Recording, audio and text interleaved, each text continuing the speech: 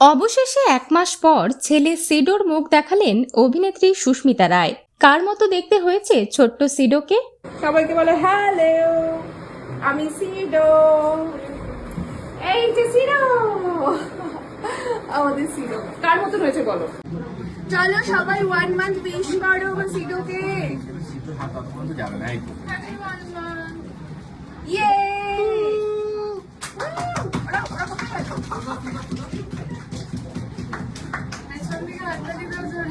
এটা খাবে হচ্ছে সিডোর বাবা।